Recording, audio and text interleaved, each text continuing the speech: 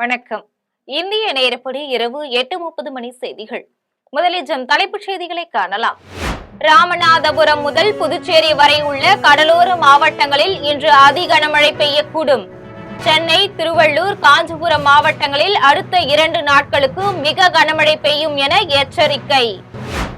மழைக்கால முன்னெச்சரிக்கை நடவடிக்கைகள் குறித்து முதலமைச்சர் மு.க.ஸ்டாலின் ஆய்வு. டெல்டா மாவட்ட ஆட்சியர்களுடன் முன்னேற்பாடுகள் குறித்து காணொலியில் ஆலோசனை. மழை வெள்ள பாதிப்பை தடுக்க தேவையான முன்னெச்சரிக்கை நடவடிக்கை எடுக்க எடப்பாடி பழனிசாமி வலியுறுத்தல்.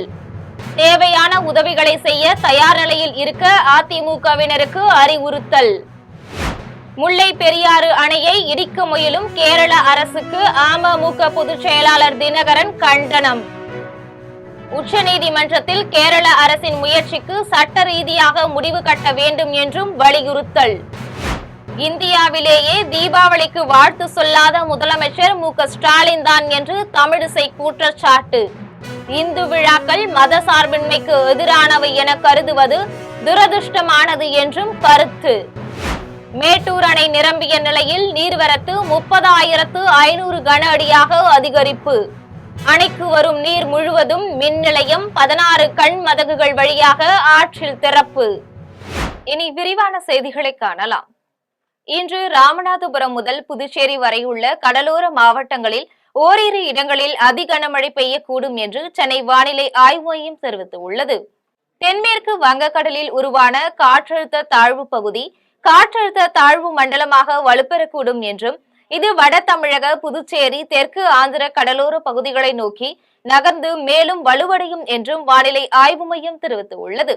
இதன் காரணமாக இன்று ராமநாதபுரம், புதுக்கோட்டை, தஞ்சாவூர், திருவாரூர், நாகப்பட்டினம், மயிலாடுதுறை, கடலூர், விழுப்புரம் மாவட்டங்கள், புதுச்சேரி, காரைக்கால் பகுதிகளில் ஒரு சில இடங்களில் மிக கனமழையும் ஓரிரு இடங்களில் அதி கனமழையும் பெய்யக்கூடும் என குறிப்பிட்டுள்ளது.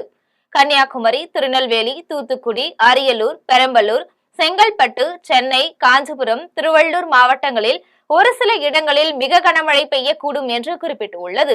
நாளை மயிலாடுதுறை, கடலூர், விழுப்புரம், செங்கல்பட்டு மாவட்டங்கள், புதுச்சேரியில் ஒரு சில இடங்களில் மிக கனமழையும் ஓரிரு இடங்களில் அதி கனமழையும் பெய்யக்கூடும் என்று குறிப்பிட்டுள்ளது.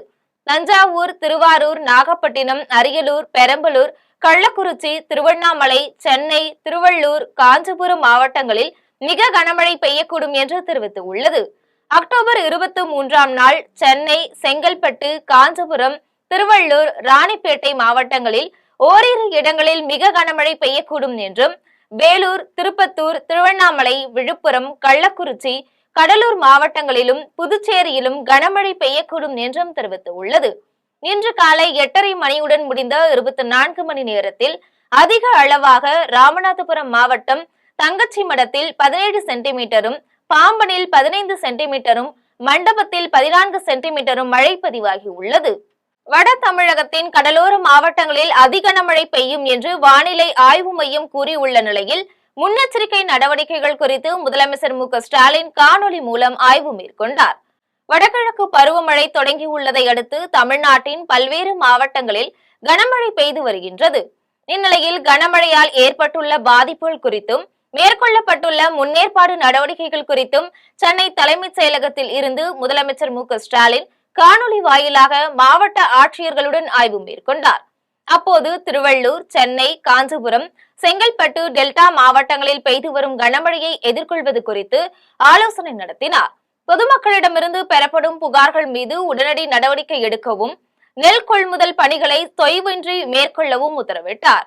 அந்த மாவட்டங்களில் எடுக்கப்பட்டுள்ள முன்னேற்பாடு நடவடிக்கைகள் குறித்து கேட்டறிந்தார். வட தமிழக கடலோர பகுதிகளில் அதி கனமழை பெய்யக்கூடும் என வானிலை ஆய்வு மையம் அறிவித்துள்ள நிலையில் தேவையான முன்னெச்சரிக்கை நடவடிக்கை எடுக்கும்படி திமுக அரசை எடப்பாடி பழனிசாமி வலியுறுத்தியுள்ளார். சட்டமன்ற எதிர்க்கட்சி தலைவரான எடப்பாடி பழனிசாமி விடுத்துள்ள அறிக்கையில் வங்கக்கடலில் ஏற்பட்டுள்ள காற்றழுத்த தாழ்வு பகுதியால் தலைநகர் சென்னை உள்ளிட்ட வட கடலோர மாவட்டங்களிலும் டெல்டா மாவட்டங்களிலும் அதி கனமழை பெய்யும் என்று வானிலை ஆய்வு மையம் எச்சரிக்கை விடுத்துள்ளதை குறிப்பிட்டுள்ளார். 8 மாவட்டங்களுக்கு இன்றும் 4 மாவட்டங்களுக்கு நாளையும் அதிகன மழைக்கான ரெட் அலர்ட் எச்சரிக்கை விடப்பட்டுள்ளதாக குறிப்பிட்டுள்ளார். கனமழை பெய்ய வாய்ப்புள்ள மாவட்டங்களில் போர்க்கால அடிப்படையில் முன்னெச்சரிக்கை நடவடிக்கைகளை மேற்கொள்ள வேண்டும் என்று வலியுறுத்தியுள்ளார். வானிலை ஆய்வு மையம் வெளியிடும் அறிவிப்புகளின் அடிப்படையில் பொதுமக்கள் அனைவரும் பாதுகாப்புடன் இருக்குமாறு கேட்டுக் கொண்டுள்ளார். பொதுமக்களுக்கு தேவையான உதவிகளை செய்ய அதிமுக தொண்டர்கள் எப்பொழுதும் தயார் நிலையில் இருக்க வேண்டும் என்றும் அவர் அறிவுறுத்தியுள்ளார். முல்லை பெரியாறு அணையை இடிக்க முயலும் கேரள அரசின் நடவடிக்கைக்கு அமமுக பொதுச் செயலாளர் தினகரன் கண்டனம் தெரிவித்துள்ளார். அவர் வெளியிட்டுள்ள அறிக்கையில் கேரள பாதுகாப்பு பிரிகேட் என்ற அமைப்பு தொடுத்த வழக்கை விசாரித்த உச்சநீதிமன்றம் முல்லை பெரியாறு அணையின் பாதுகாப்பு குறித்து ஆய்வு செய்ய வல்லுநர் குழுவை அமைக்கலாம் என்றும் புதிய அணை கட்டுவதற்கான சாத்தியக்கூறுகளை ஆராயலாம் என்றும் கருத்து கூறியுள்ளதாக குறிப்பிட்டுள்ளார். தேனி, மதுரை, திண்டுக்கல், சிவகங்கை, ராமநாதபுரம் ஆகிய 5 மாவட்டங்களின் குடிநீருக்கும் பாசனத்துக்கும் ஆதாரமான முல்லை பெரியாறு அணையை இடித்தே தீருவோம் என்ற பிடிவாத போக்கில் கேரள அரசும் அம்மாநிலத்தின் சில அமைப்புகளும் செயல்பட்டு வருவதற்கு கண்டனம் தெரிவித்துள்ளார். கேரள அமைப்புகளின் செயல்பாடு தமிழக விவசாயிகளிடையே கொந்தளிப்பை ஏற்படுத்தியுள்ளதாக குறிப்பிட்டுள்ளார். ஜெயலலிதா ஆட்சியில் முல்லை பெரியாற்றின் நீர்மட்டத்தை 142 அடியாக உயர்த்தியதோடு தேபி அணை மற்றும் சுற்றிய பகுதிகளை பலப்படுத்தி 152 அடியாக உயர்த்தி கொள்ளலாம் என்ற வரலாற்று சிறப்புமிக்க தீர்ப்பை பெற்றதை குறிப்பிட்டுள்ளார். முல்லை பெரியாறு அணையை இடித்துவிட்டு புதிய அணையை கட்டி தன் கட்டுப்பாட்டிற்குள் வைத்துக் கொள்ள கேரள அரசு முயல்வது நச்சுத்தனமானது என்று குறிப்பிட்டுள்ளார். உச்சநீதிமன்றத்தில் உரிய சான்றுகளுடன் வலுவான வாதங்களை முன்வைத்து கேரள அரசின் முயற்சிக்கு சட்ட ரீதியாக முடிவு கட்ட வேண்டும் என்று தமிழக அரசுக்கு தினகரன் வலியுறுத்தியுள்ளார். இந்தியாவிலேயே தீபாவளிக்கு வாழ்த்து சொல்லாத முதலமைச்சர் மு.க.ஸ்டாலின் மட்டுமே என்று பாஜக முன்னாள் தலைவர் தமிழிசை தெரிவித்துள்ளார். தெலுங்கானா முன்னாள் ஆளுநரும் தமிழ்நாடு பாஜக முன்னாள் தலைவருமான தமிழிசை சென்னை சாலிகிராமத்தில் உள்ள அவருடைய இல்லத்தில் தொண்டர்களுடன் தீபாவளி திருநாளை கொண்டாடினார்.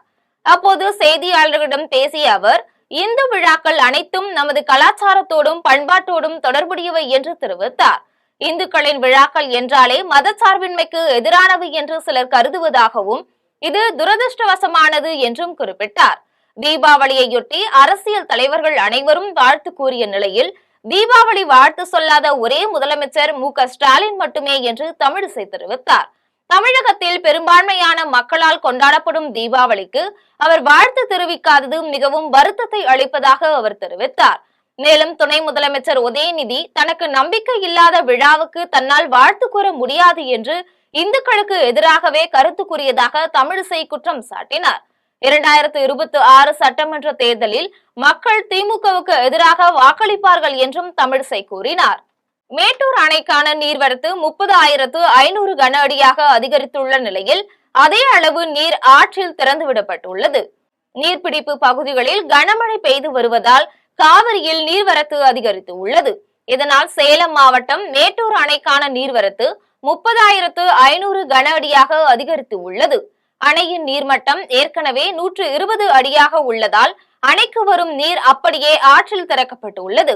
அணையிலிருந்து பாசனத்துக்காக நீர்மின் நிலையம் மற்றும் சுரங்க மின் நிலையம் வழியாக 22,000 கன அடி நீரும் 16 கண் மதகுகள் வழியாக 7,700 கன அடி நீரும் திறக்கப்படுகின்றது. கிழக்கு மேற்கு கால்வாய்களில் தலா 500 கன அடி நீர் திறக்கப்படுகின்றது. மேட்டூர் அணை வரலாற்றில் ஒரே ஆண்டில் 7வது முறையாக முழு கொள்ளளவான 120 அடியை எட்டியது குறிப்பிடத்தக்கது. அணையின் நீர் இருப்பு 93.47 டிஎம்சியாக உள்ளது. சேலம் மாவட்டம் வாழப்பாடி சுற்றுவட்டார பகுதிகளில் விடிய விடிய மிதமான மழை பெய்ததால் விவசாயிகள் மகிழ்ச்சி அடைந்துள்ளனர். தமிழகத்தில் வடகிழக்கு பருவமழை தொடங்கியுள்ள நிலையில் சேலம் மாவட்டம் வாழப்பாடியிலும் சுற்றுவட்டார பகுதிகளான சிங்கிபுரம், சோமம்பட்டி, சேசன்சாவடி, முத்தம்பட்டி, பெரிய கிருஷ்ணாபுரம் ஆகிய ஊர்களில் இரவு முதல் அதிகாலை வரை மிதமான மழை பெய்தது. கடந்த சில நாட்களாக தொடர்ந்து மழை பெய்து வருவதால் விவசாயிகள் மகிழ்ச்சி அடைந்துள்ளனர். தஞ்சாவூர் மாவட்டத்தில் நூற்றுக்கணக்கான ஏக்கர் பரப்பில் அறுவடைக்கு தயாராக இருந்த குறுவை நெற்பயிர்கள் நீரில் மூழ்கியுள்ளதால் விவசாயிகள் கவலை அடைந்துள்ளனர். தஞ்சாவூர் மாவட்டத்தில் கடந்த சில நாட்களாக இடைவிடாமல் கனமழை பெய்து வருகின்றது. இந்நிலையில் நல்ல வன்னியன் குடிக்காட்டில் நூற்றுக்கணக்கான ஏக்கர் பரப்பில் அறுவடைக்கு தயாராக இருந்த குறுவை நெற்பயிர்கள் மழைநீரில் சாய்ந்து மூழ்கி முளைக்க தொடங்கிவிட்டன. தொடர்ந்து மழை பெய்து வருவதால் பயிர்களை இனிமேல் காப்பாற்ற முடியாது என்றும் அறுவடை செய்தாலும் இழப்புதான் ஏற்படும் என்றும் விவசாயிகள் தெரிவிக்கின்றனர். ஏக்கருக்கு 40 மூட்டைகள் வரவேண்டிய இடத்தில் வெறும் 50 மூட்டைகள் மட்டுமே கிடைப்பதாகவும் இதனால் ஏக்கருக்கு 30,000 ரூபாய் வரை இழப்பு ஏற்பட்டுள்ளதாகவும் விவசாயிகள் வேதனை தெரிவிக்கின்றனர். ஏக்கருக்கு 30,000 ரூபாய் வரை செலவு செய்த விவசாயிகள் அறுவடை செய்ய வேண்டிய நேரத்தில் இந்த மழையால் பயிர்கள் பாதிக்கப்பட்டுள்ளன. பாதிக்கப்பட்ட பகுதிகளில் வேளாண் துறை அதிகாரிகள் ஆய்வு செய்து உரிய இழப்பீடு வழங்க வேண்டும் என அவர்கள் கோரிக்கை விடுத்துள்ளனர். வேலூர் மாவட்டம் குடியாத்தம் கூடநகரம் ஏரி முழு கொள்ளளவை எட்டியுள்ள நிலையில் உபரி நீர் வெளியேறியதை விவசாயிகள் மலர்களை தூவி வரவேற்றனர். குடியாத்தத்தில் உள்ள கூடநகரம் ஏரி 5 ஆண்டுகளுக்கு பிறகு ஏரி முழு கொள்ளளவை எட்டியுள்ளது. இதனால் ஏரியில் இருந்து உபரி நீர் வெளியேறி வருகின்றது. இதையடுத்து பொதுப்பணித்துறை செயற்பொறியாளர் வெங்கடேசன், உதவி செயற்பொறியாளர் கோபி ஆகியோர் ஏரியை பார்வையிட்டனர். ஊராட்சி தலைவர் குமரன், ஊர் நாட்டாமை கோபி மற்றும் விவசாயிகள் ஏரியில் பூஜை செய்து மலர்களை தூவி உபரி நீரை வரவேற்றனர். இதனைத் தொடர்ந்து பொதுமக்களுக்கு இனிப்புகளை வழங்கினர். தஞ்சாவூரிலும் சுற்றுவட்டார பகுதிகளிலும் பெய்த கனமழையால் பொதுமக்களின் இயல்பு வாழ்க்கை கடுமையாக பாதிக்கப்பட்டு உள்ளது. தஞ்சாவூர், திருவையாறு, கும்பகோணம், பட்டுக்கோட்டை, பேராவூரணி ஆகிய பகுதிகளில் நேற்று இரவு முதல் பலத்த மழை பெய்தது. இதனால் சாலைகளில் தண்ணீர் தேங்கி உள்ளதால் வாகன ஓட்டிகள் வாகனத்தை விரைவாக செலுத்த முடியாத நிலை ஏற்பட்டுள்ளது. தொடர்ந்து மழை பெய்து வருவதால் பொதுமக்களின் இயல்பு வாழ்க்கை கடுமையாக பாதிக்கப்பட்டு உள்ளது. கோவை மாவட்ட மேற்கு தொடர்ச்சி மலை பகுதிகளில் பெய்து வரும் தொடர் கனமழையால் நொய்யல் ஆற்றில் வெள்ளப்பெருக்கு ஏற்பட்டு உள்ளது. கோவை மாவட்டத்தில் மேற்கு தொடர்ச்சி மலை பகுதிகளில் கடந்த 2 நாட்களாக இடைவிடாத கனமழை பெய்தது. இதன் விளைவாக நொய்யல் ஆற்றில் வெள்ளப்பெருக்கு ஏற்பட்டு உள்ளது. கோவையில் ஆற்றுப்பாலம் பகுதியில் அமைந்துள்ள சுண்ணாம்பு காலவாய் தடுப்பணையில் நீர்மட்டம் உயர்ந்து உள்ளது.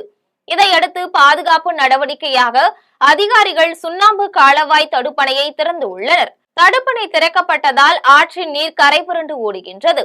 இந்நிலையில் ஆற்றில் ஆள் இறங்காமல் பார்க்க காவல்துறையினர் தொடர்ந்து ரோந்து பணியில் ஈடுபட வேண்டும் என்றும் ஆற்றோரங்களில் எச்சரிக்கை பலகைகள் வைக்க வேண்டும் என்றும் பொதுமக்கள் கோரிக்கை விடுத்துள்ளனர்.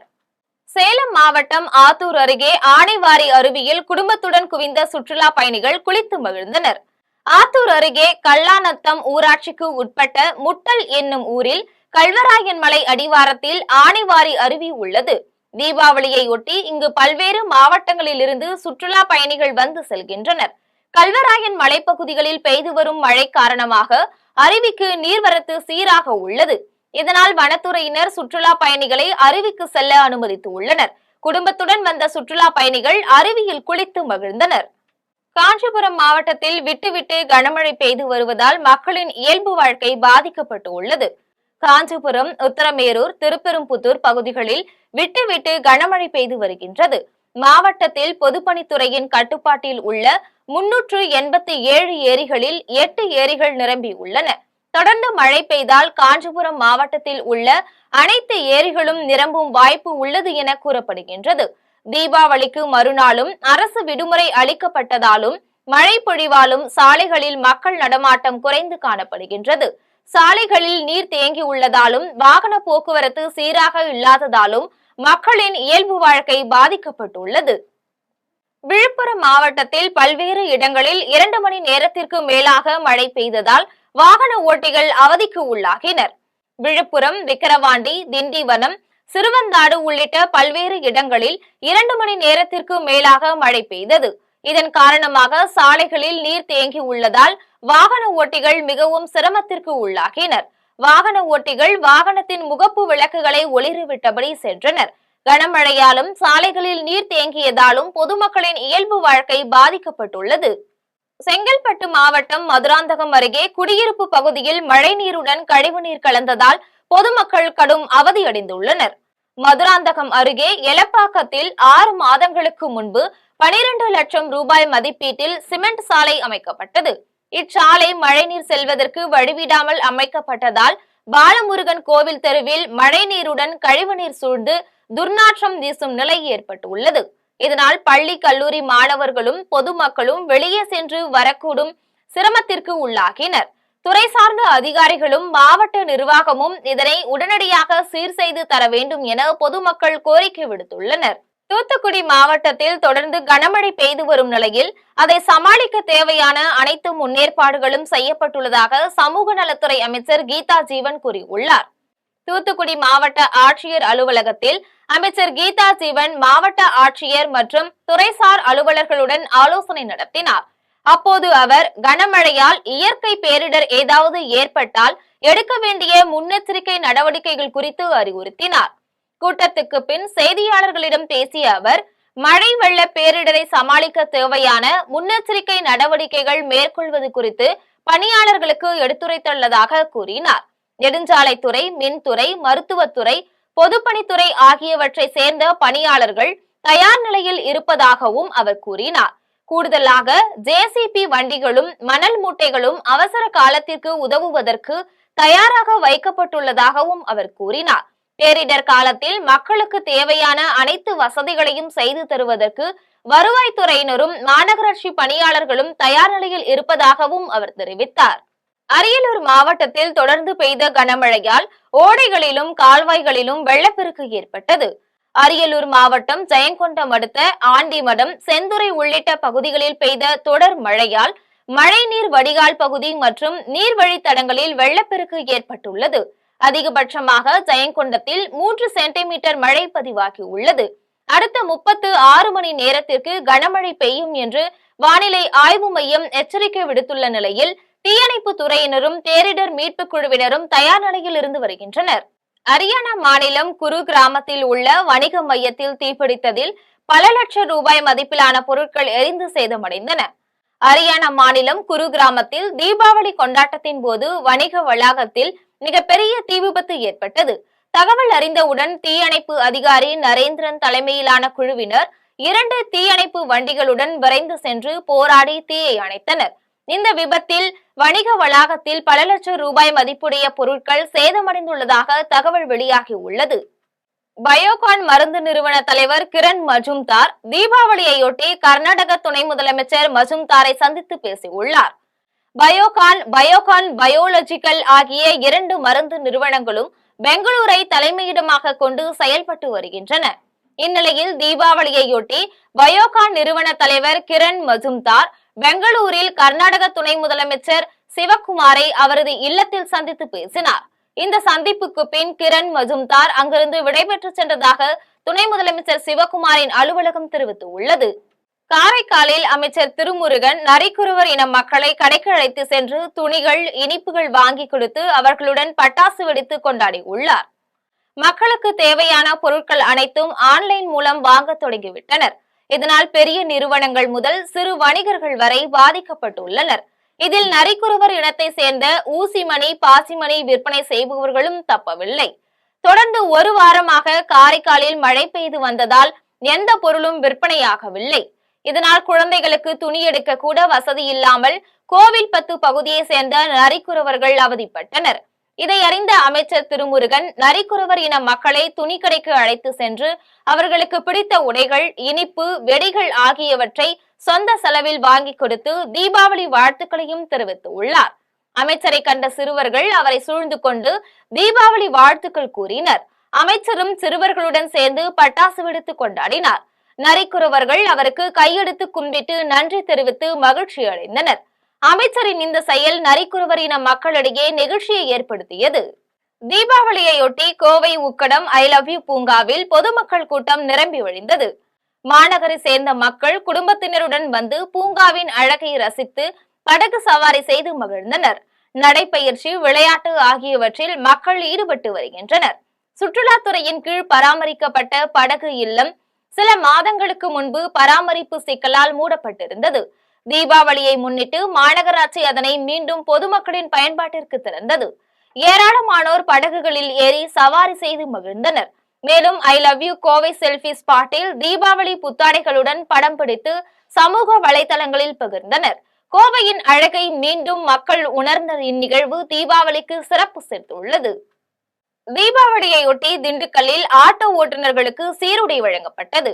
திண்டுக்கல் மாநகர ஆட்டோ ஓட்டுநர்கள் அறக்கட்டளையின் சார்பில் GS சுந்தர்ராஜன், தொழிலதிபர் ரத்னம் ஆகியோர் ஆட்டோ ஓட்டுநர்கள் 500 பேருக்கு சீருடைகளை வழங்கினர். இதில் கஜா மைதீன், நகர்மன்ற உறுப்பினர் வெங்கடேஷ், திபுசியஸ், காதர் பாட்ஷா ஆகியோர் கலந்து கொண்டனர். சேலம் மாவட்டம் ஆத்தூர் வட்டாரத்தில் குழந்தைகள், பெரியவர்கள், புதுமண தம்பதியர்கள் பட்டாசு வெடித்து தீபாவளியை மகிழ்ச்சியுடன் கொண்டாடி உள்ளனர்.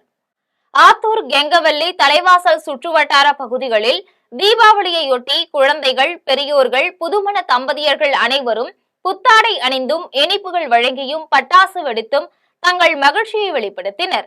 ஒவ்வொரு வீட்டிலும் குழந்தைகள் முதல் பெரியவர்கள் வரை வீடுகளின் முன்பாகவும் குடியிருப்புகளிலும் ஆர்வத்துடன் பட்டாசுகளை வெடித்து மகிழ்ச்சியை வெளிப்படுத்தினர்.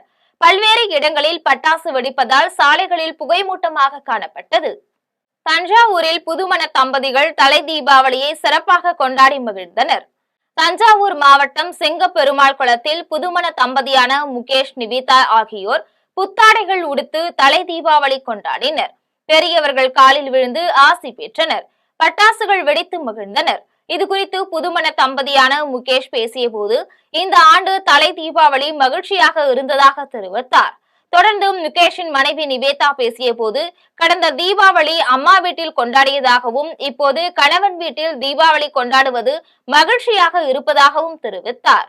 சேலம் மாவட்டம் தலைவாசல் அருகே பட்டாசு வெடிப்பதில் ஏற்பட்ட தகராறில் தாய், தந்தை, மகன் ஆகிய மூவருக்கு கத்தி குத்து விழுந்த நிலையில் அவர்களுக்கு அரசு மருத்துவமனையில் சிகிச்சை அளிக்கப்பட்டு வருகின்றது.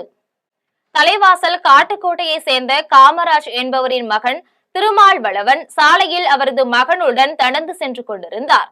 அப்போது சின்னசாமி என்பவர் தன் வீட்டின் முன்பு பட்டாசு வெடித்துக் கொண்டிருந்தார். குழந்தையுடன் வரும்போது ஏன் பட்டாசு வெடிக்கின்றீர்கள் என கேட்டதால் இருவருக்கும் இடையே வாய் தகராறு ஏற்பட்டு கைகலப்பாக மாறியது. திடீரென வீட்டிலிருந்து கத்தியை எடுத்து வந்த சின்னசாமி திருமால்வளவனை சரமாரியாக குத்தி உள்ளார். அப்போது தடுக்க முயன்ற திருமால்வளவனின் தந்தைக்கும் தாய்க்கும் கத்தி குத்து விழுந்தது. படுகாயம் அடைந்த மூவரையும் சிகிச்சைக்காக அரசு மருத்துவமனையில் சேர்த்தனர். இது தொடர்பாக காவல்துறையினர் சின்னசாமியை பிடித்து விசாரித்து வருகின்றனர். கோவையில் ஈரநெஞ்சம் ஆதரவற்றோர் முதியோர் இல்லத்தில் தீபாவளி சிறப்பாக கொண்டாடப்பட்டது. கோவை மாவட்டம் RS புரத்தில் உள்ள ஈரநெஞ்சம் ஆதரவற்றோர் முதியோர் இல்லத்தில் பட்டாசு வெடித்தும் நடனம் ஆடியும் தீபாவளியை மகிழ்ச்சியாக கொண்டாடினர். பின்னர் முதியவர்களுக்கு இனிப்புகளும் அறுசுவை உணவுகளும் வழங்கப்பட்டன. இதில் கலந்து கொண்ட முதியவர்கள் வீட்டில் கொண்டாடுவது போல தீபாவளியை சிறப்பாக கொண்டாடியதாக தெரிவித்தனர். சென்னை ஆலந்தூரில் பட்டாசு வெடித்துக் கொண்டிருந்த சிறுவன் மீது அதிவேகமாக வந்த இருசக்கர வாகனம் மோதிய CCTV காட்சிகள் வெளியாகி உள்ளது. சென்னை ஆலந்தூரில் பள்ளி சிறுவன் சாலையில் பட்டாசு வெடித்துக் கொண்டிருந்தான். அப்போது இருசக்கர வாகனத்தில் வேகமாக வந்த இளைஞர் சிறுவனை மோதி இருவரும் அடிபட்டு தூக்கி வீசப்பட்டனர். இந்த சாலையில் அடிக்கடி விபத்து ஏற்படுவதால் வேகத்தடை அமைக்கும்படி அதிகாரிகளிடம் பொதுமக்கள் பலமுறை கோரிக்கை வைத்துள்ளனர். ஆனால் அதிகாரிகள் இதுவரை எந்த நடவடிக்கையும் எடுக்கவில்லை. இந்நிலையில் பட்டாசு வெடித்துக் கொண்டிருந்த சிறுவன் மீது வேகமாக வந்த இருசக்கர வாகனம் மோதிய CCTV காட்சி வெளியாகி பரபரப்பை ஏற்படுத்தியுள்ளது. தஞ்சாவூரில் கொட்டும் மழையிலும் தூய்மை பணியாளர்கள் 10 டன் குப்பைகளை அகற்றியுள்ளனர். தஞ்சாவூர் மாநகராட்சிக்கு உட்பட்ட 51 வார்டுகளிலும் சேர்த்து வழக்கமாக 1.5 டன் முதல் 2 டன் வரையில் குப்பைகள் அள்ளப்படும். தீபாவளிக்காக சாலை ஓரங்களில் தற்காலிகமாக கடைகளில் விட்டு சென்ற குப்பைகள், மக்கள் கொளுத்திய பட்டாசு குப்பைகள் என நகர் முழுவதும் குப்பைகளாக காட்சியளித்தது. மேலும் அரசு அலுவலகங்கள் விடுமுறையாக இருந்தாலும் அதிகாலை 4 மணிக்கே பணிக்கு வந்த மாநகராட்சி தூய்மை பணியாளர்கள் கொட்டும் கனமழையிலும் மாநகர் முழுவதும் குவிந்து கிடந்த குப்பைகளை அள்ளி நகரை தூய்மையாக்கினர். வழக்கத்தை விட 5 மடங்கு அதிகமாக 10 டன் குப்பைகளை அள்ளினர். மழை பெய்த போதும் பணியில் ஈடுபட்டு இருந்த தூய்மை பணியாளர்களுக்கு சமூக சேவகர் ஒருவர் சுட சுட தேநீரும் பிஸ்கட்டுகளும் வழங்கி அவர்களது களைப்பை போக்கினார். மீண்டும் தலைப்புச் செய்திகள். ராமநாதபுரம் முதல் புதுச்சேரி வரை உள்ள கடலோர மாவட்டங்களில் இன்று அதி கனமழை பெய்யக்கூடும். சென்னை, திருவள்ளூர், காஞ்சிபுரம் மாவட்டங்களில் அடுத்த 2 நாட்களுக்கு மிக கனமழை பெய்யும் என எச்சரிக்கை. மழைக்கால முன்னெச்சரிக்கை நடவடிக்கைகள் குறித்து முதலமைச்சர் ஸ்டாலின் ஆய்வு. டெல்டா மாவட்ட ஆட்சியர்களுடன் முன்னேற்பாடுகள் குறித்து காணொலியில் ஆலோசனை. மழை வெள்ள பாதிப்பை தடுக்க தேவையான முன்னெச்சரிக்கை நடவடிக்கை எடுக்க எடப்பாடி பழனிசாமி வலியுறுத்தல். தேவையான உதவிகளை செய்ய தயார் நிலையில் இருக்க அதிமுகவினருக்கு அறிவுறுத்தல். முல்லை பெரியாறு அணையை இடிக்க முயலும் கேரள அரசுக்கு அமமுக பொதுச் செயலாளர் தினகரன் கண்டனம். உச்சநீதிமன்றத்தில் கேரள அரசின் முயற்சிக்கு சட்ட ரீதியாக முடிவு கட்ட வேண்டும் என்றும் வலியுறுத்தல். இந்தியாவிலேயே தீபாவளிக்கு வாழ்த்து சொல்லாத முதலமைச்சர் மு.க.ஸ்டாலின் தான் என்று தமிழிசை குற்றச்சாட்டு. இந்து விழாக்கள் மத சார்பின்மைக்கு எதிரானவை என கருதுவது துரதிருஷ்டமானது என்றும் கருத்து. மேட்டூர் அணை நிரம்பிய நிலையில் நீர்வரத்து 30,500 கன அடியாக அதிகரிப்பு. அணைக்கு வரும் நீர் முழுவதும் மின் நிலையம் 16 கண் மதகுகள் வழியாக ஆற்றில் திறப்பு. இத்துடன் ஜெம் செய்திகள் நிறைவடைகின்றன. மீண்டும் செய்திகள் நள்ளிரவு 12 மணிக்கு. உடனுக்குடன் செய்திகளை காண gemlive.tv என்ற இணையதளத்தில் இணைந்திருங்கள். நன்றி, வணக்கம்.